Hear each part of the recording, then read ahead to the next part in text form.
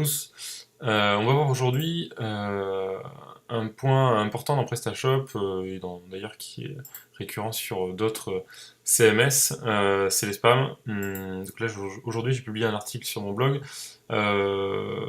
qui fait suite d'ailleurs à un second article que j'avais publié précédemment pour installer le service reCAPTCHA de Google qui a été mis à jour il y a pas mal de temps déjà, et donc là aujourd'hui on va voir comment mettre en place le service reCAPTCHA V2 via un module gratuit dans PrestaShop 1.7. Donc par défaut, dans PrestaShop 1.7, on a deux formulaires notamment qui vont potentiellement générer du spam.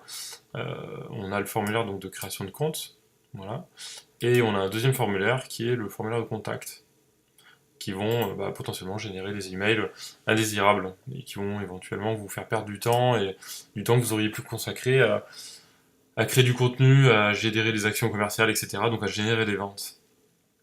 Donc on va voir très simplement comment installer donc le module donc sous PrestaShop 1.7. Première chose, vous allez pouvoir télécharger donc le module via le lien donc, présent dans l'article. Une fois que vous l'aurez téléchargé, vous avez donc un fichier zip que vous allez donc dézipper tout simplement. Hop, voilà. Donc on a le dossier qu'on va copier, coller dans le dossier module au pluriel donc de l'installation de votre installation PrestaShop. Voilà. Une fois que ça c'est fait, on va se retrouver dans le back-office de PrestaShop, dans le module. Voilà. Donc là, évidemment, les modules ne sont pas installés, donc on reste dans l'onglet sélection dans PrestaShop 1.7. On va chercher le CAPTCHA. Hop, il est là. On clique sur installer. Alors là, petite particularité, évidemment, il faut que le formulaire de contact de PrestaShop module donc soit installé. On va d'abord l'installer. Volontairement, j'ai généré l'erreur pour vous montrer. Voilà, formulaire de contact. On l'installe, ça c'est bon. Et maintenant, on va installer donc le CAPTCHA. Hop. Voilà, ça prend un petit peu de temps, c'est normal. On est bon. Et on peut cliquer sur configurer. Donc ça, on vient de terminer la première étape. Maintenant, on va devoir récupérer en fait toutes les petites infos qui sont nécessaires à la configuration du module. On va donc se rendre sur le site proposé par Google, donc dédié au reCAPTCHA. Voilà. Ici, en haut à droite, vous avez un bouton pour générer le reCAPTCHA. Ok. Oui, il s'avère que moi j'ai déjà généré le reCAPTCHA pour certains sites. Ici, pour le libeller, vous allez par exemple renseigner le nom, un nom arbitraire. Moi j'ai tapé localhost, j'en ai déjà tapé un donc je vais mettre V2. On va cliquer sur la version du reCAPTCHA qui nous intéresse, ici en l'occurrence la version 2. On va indiquer ici donc les domaines concernés par le reCAPTCHA, par l'installation. Donc là, en l'occurrence, moi, ça va être localhost parce que je suis en local. Mais si vous étiez en ligne, par exemple, pour mon site internet, ça serait arnaud-du6 merijo.fr. Et ce que vous allez faire, c'est que vous allez sauter une ligne et vous allez indiquer votre nom de domaine avec le 3W également. Ok. Là, je complète juste pour le local. On accepte les CGU, on autorise l'envoi d'alerte au cas où, en cas de besoin.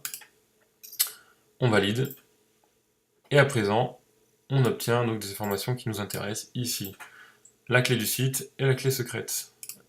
Ces informations, on va les copier et on va les coller dans le back-office. Ici, CAPTCHA public, on va mettre la première. Et ensuite, clé secrète, on va prendre la deuxième. Dans la configuration du module, on a deux options. La première pour autoriser le reCAPTCHA pour le formulaire de contact, et la deuxième pour la création de compte. On va laisser les deux activés. Option possible proposée dans ce module, c'est soit par défaut en fait on va laisser en fait le module afficher une langue par défaut, soit on peut forcer la langue en fait proposée par reCAPTCHA. Donc là je peux mettre FR par exemple. Et ici, en fait, on a deux thèmes, donc l'apparence en fait, du module reCAPTCHA, soit clair, soit sombre. Par défaut, clair s'intègre parfaitement dans PrestaShop. Donc on va laisser tel quel et on enregistre. Tout est bon. On revient sur le front office, on va juste rafraîchir la page, et ici, on s'aperçoit que reCAPTCHA donc, est bien présent sur la page. Si on va cliquer sur valider, par exemple, je vais renseigner le formulaire, je vais mettre des informations erronées, voilà, hop, voilà, pas besoin de la licence, on va ici valider. Voilà, donc là on a bien un message d'erreur qui nous demande de valider le reCAPTCHA. Si je le valide, hop, l'inscription est possible. Même chose pour le formulaire de contact, on a un reCAPTCHA qui fonctionne de la même manière exactement.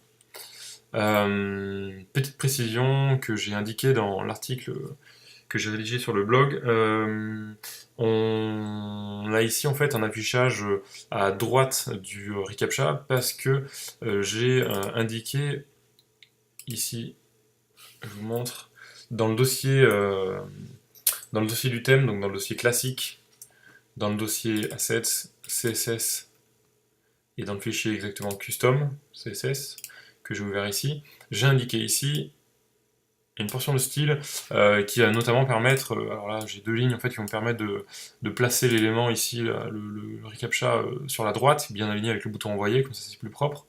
Et ensuite, là j'ai ensuite indiqué une autre partie de CSS pour faire en sorte que sur mobile, je vais vous montrer en activant le debug, sur mobile, le reCAPTCHA soit centré, parce que sinon, si j'avais pas appliqué CSS, je vais vous montrer ce que ça donne. Hop, voilà, je viens de le commenter. En fait, on aurait... Hop. Ah oui, pardon. Le commentaire n'a pas fonctionné, je vais juste le supprimer momentanément. Voilà. Par défaut, on aurait le reCAPTCHA partiellement, on va dire, tronqué soit à gauche, soit à droite. Moi, je l'ai mis flottant à droite, donc là, c'est tronqué à gauche. Mais par défaut, en fait, il aurait été tronqué à droite. Donc pour éviter ça, en fait, j'ai une petite astuce CSS, rien de méchant, qui permet de centrer l'élément en position absolue. Ça déborde très légèrement, mais au final, en fait, on a un affichage un peu plus propre dans le sens où l'élément est complètement affiché. Voilà, donc j'espère que ce tuto vidéo vous a plu. On est sur un tuto assez simple, assez rapide qui va vous permettre de gagner du temps, notamment en évitant de traiter de nombreux emails indésirables. Voilà, à bientôt.